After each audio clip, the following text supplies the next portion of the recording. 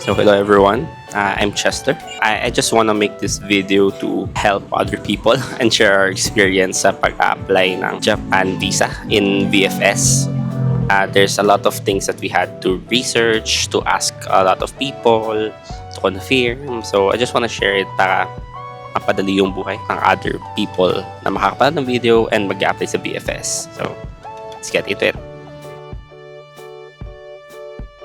It's not really ideal that we had already booked our flight ticket to Japan last year pa. Before, we were expecting to apply in agency, pero since April, sometime earlier this year, they changed the processing of the visa application that everything needs to go through VFS. And centralized na siya. You can also still apply it sa travel agency, but they would still need to apply in VFS appointment. Madami nang hindi available sa VFS dahil madaming may gustong mag-apply. So, our flight is August for Japan. We are thinking of actually setting a booking around July.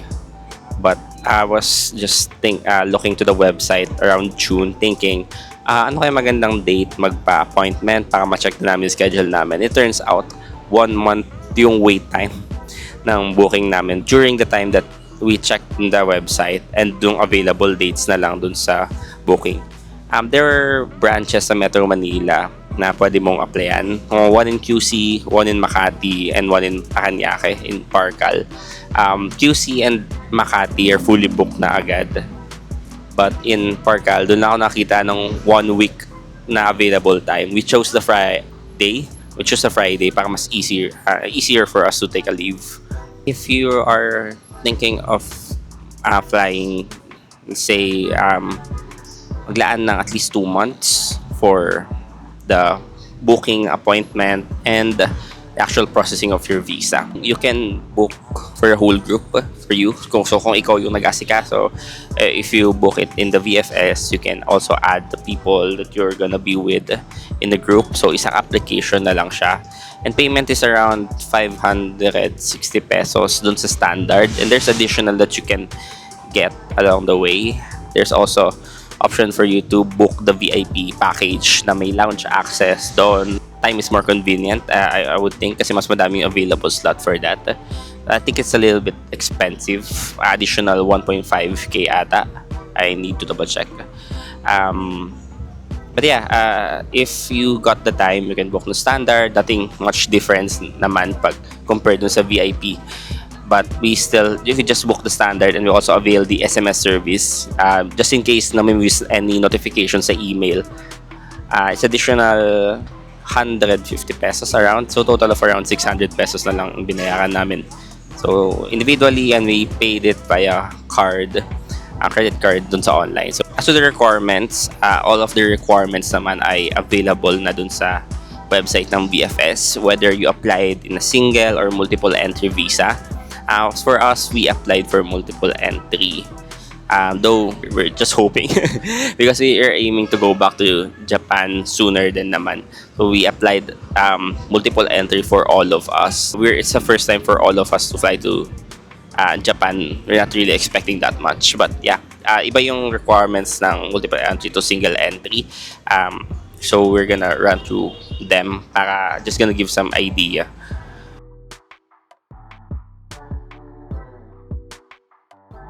There's a checklist available online for either a single or multiple entry yung sinet nyo.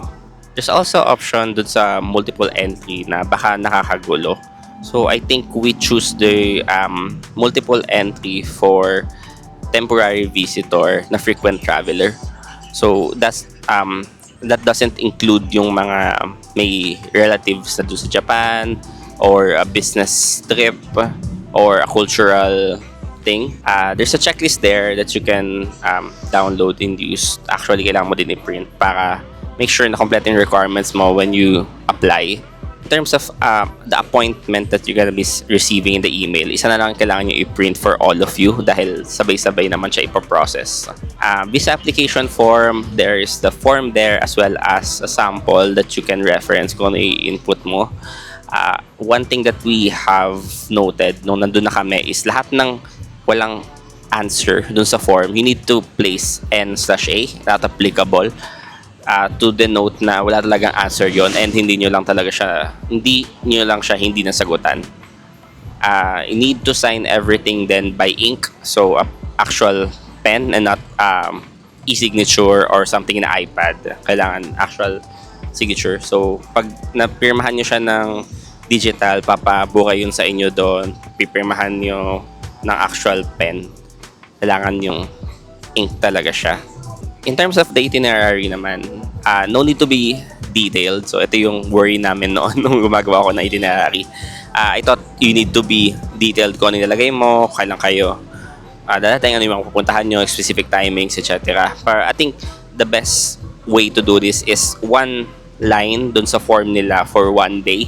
Just need to denote kailan yung date of arrival nyo, saan kayo papasok, ano yung accommodation nyo, na either na-book or aiming nyo palang i-book, contact details to that, the person yung contact doon.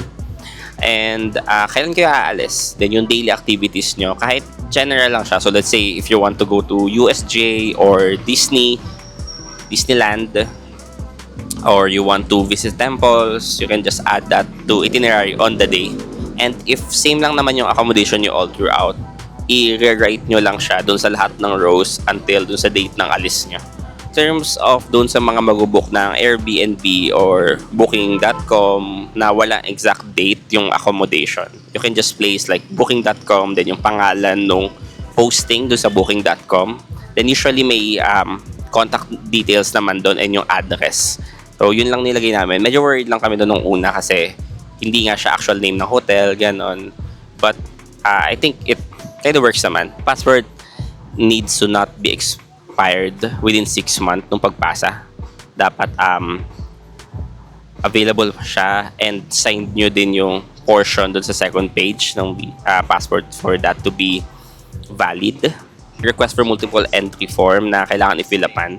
So just check there. Actually, kahit multiple yung applicable sa inyo. So let's say you have a financial capacity. So you check the one and then you check the letter where it says you have sufficient financial capacity to go back. If you had the opportunity na makalipad din sa other G7 countries like UK, US, you can take that as well, because and then have a photocopy of your previous visa to sa G7 country. So you can include that to your requirement. The bank certificate naman na requirement, you can choose to send multiple bank certificates to your individual bank. So yeah, I think it's very common sa Filipinos to diversify their savings. Usually sa mga digital bank na high yield savings. So kung multiple, okay lang din naman na multiple. I think suggested is 2, but one of our friends submitted 3 bank cert just in case, because it's very diversified. If in case digital bank yung sinubmit nyo, tapos walang ADB yung laman ng bank certificate na provided ng digital bank, you need to provide bank statement of 6 months. 6 months na bank statement from that digital bank. So in my case, I submitted Maya.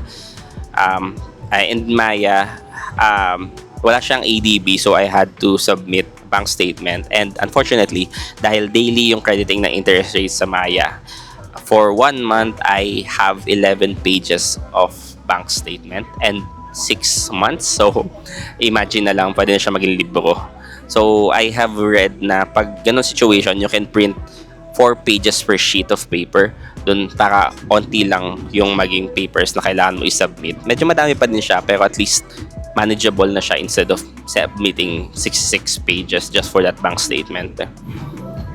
But I think C-Bank has an ADB available to it as well. That's one thing that my friend also submitted. In terms of pag may nakalimutan din naman kayo, there's a printing option doon sa loob mismo ng VFS application. It's very convenient. There's just a payment of 5 pesos per page ata. Pero at least hindi mo na kailangan lumabas ng agency or the place para lang magkaroon ng printed paper, unlike any other government places. And there's also portion there na pwede kang magpa-picture kung in case mali yung picture format na ginawa mo or hindi ka nakapag-prepare. Meron doon na pwede kang magpa-picture. And I'm not sure the payment, pero very convenient din kasi it's already there. For the certificate of employment, you can just tell your HR na you're gonna be using that certificate of employment for the Japan visa. I think you need to that certificate needs to have your current position, when is your starting date, and your annual compensation should be noted there as well. Salamat po. Ayan, so for the ITR, you need to submit. So for if you're applying this year, 2025, the ITR is 2024. Usually for employed, they send it around February of the next year. So if yung ITR ng 2024, they're giving it to you February of 2025 with all the details from the last year. If in case nag-transfer ka ng company, make sure that you have that copy of last year ITR para yun yung kailangan i-submit, hindi yung current year lang starting from January, let's say, up until the date that you requested. Kasi hindi pa siya submitted, I think so. And I think last, for the requirements, some people do this. It's not necessary. You can submit a cover letter to explain some of the things that is mismatched to the list of checklists that they provided. So let's say, yun nga, nag-submit ka ng bank statement. So you can mention there that I have added a 6 months worth of bank statement from this specific bank because it doesn't provide any ADB on the bank certificate. You can also mention there something that you're missing. So let's say my ITR only contains this to this year. You know, so anything that you think pag kailangan mo mag-explain, pag kinakabahan ka, feeling mo hindi siya fit or hindi mo siya ma-explain lang during from the requirements that you have submitted. From our side, I think dala na lang yun ng kaba. We have prepared some photocopy of some of the necessary things like passport, at least 2 photocopies kasi mawawala sa kamay namin yung passport for a few days. Photocopy of the PSA as well. Ano pa ba? Photocopy of bank cert, ewan ko, pero hindi man siya kinailangan. Ayun, so nag-prepare lang kami just in case kailanganin.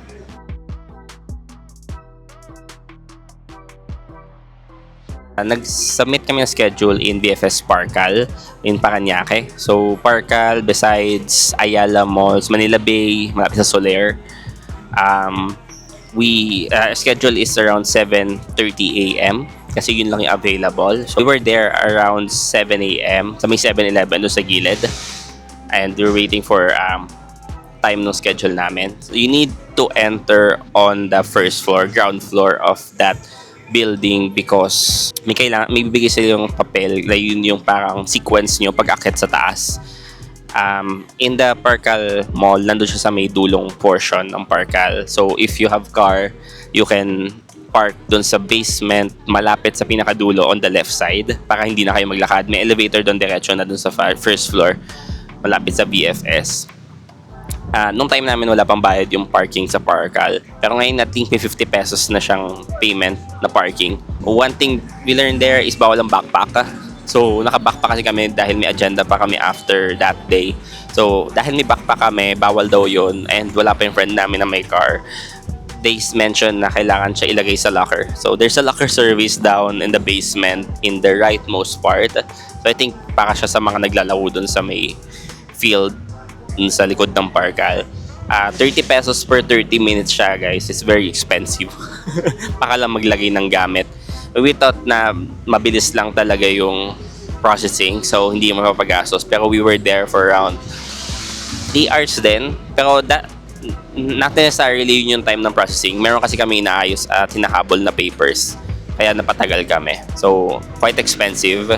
Pero at least may option naman for there to store our bags during the time that we are in the VFS. Ayun nga, so may numbering sa baba, isang number na lang sa inyong grupo kung sabay-sabay kayo magsasend pag-akit sa taas.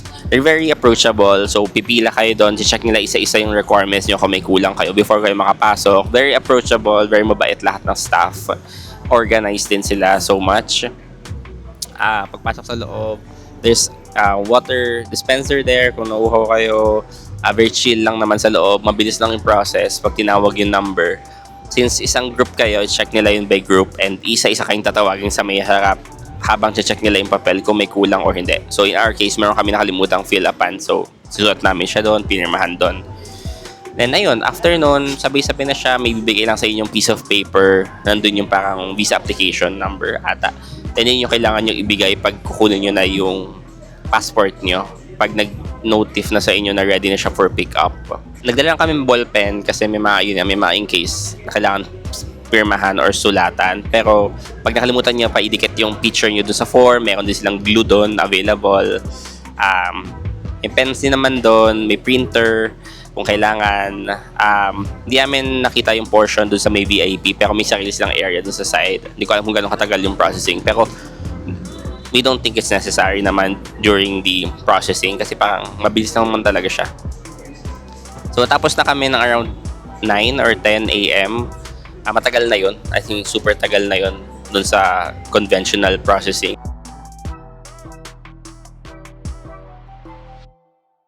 Usually sa mga nababasa ko, it takes around 3 to 4 business days para ma-process yung visa and ready for pickup na siya. Pero I think ito yung time na bumagyo dito sa Maynila kaya napatagalan yung processing.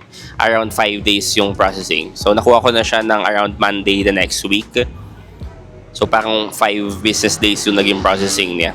And pag pick up naman doon, may isang portion sa may rightmost side na doon ka lang pupunta. So parang may counter lang siya doon, tapos may mga tao. Tapos bibigay mo lang yung processing, yung paper na binigay sa'yo before para sa pick up. So okay lang din naman na isang representative na lang yung mag-take as long as gagawa ng authorization letter yung yung mga magpapa-pick up plus a photocopy of their ID with the signature sa photocopy na yon. And kailangan mo din ng photocopy ng ID mo kasi kung ikaw yung kukuha. So in my case, 4 kami. Ako yung nag-pick up sa passport naming 4. Same yung wala naman, kompleto naman sa authorization. Same yung details. Then may photocopy ng ID nila, photocopy ng ID ko. Pag submit, bigyan na sa akin kagad yung passport namin. And yeah, luckily we have been approved naman for single entry for the 4 of us. And ayun, wala na yung kaba namin for months ng preparation for the visa application. Any further learning, I think it's much better from what we hear dun sa mga current before na agency yung processing na super haba nung pila, very struggle daw ata dun sa processing, and ayun ko, mas nakakatakot siguro. Very mabait yung sa VFS na processing. Mahirap lang mag-schedule pero schedule nyo lang in advance. Prepare the required documentation dun sa checklist. Make another checklist of the checklist sa mga pinilapan nyo para siguradong-sigurado. Ayun lang naman. Thank you guys for watching. Hope nakatulong tong video to sa inyo. And drop a comment if you have any more questions para masagot ko siya. Ayun lang naman. Maraming salamat guys. Bye!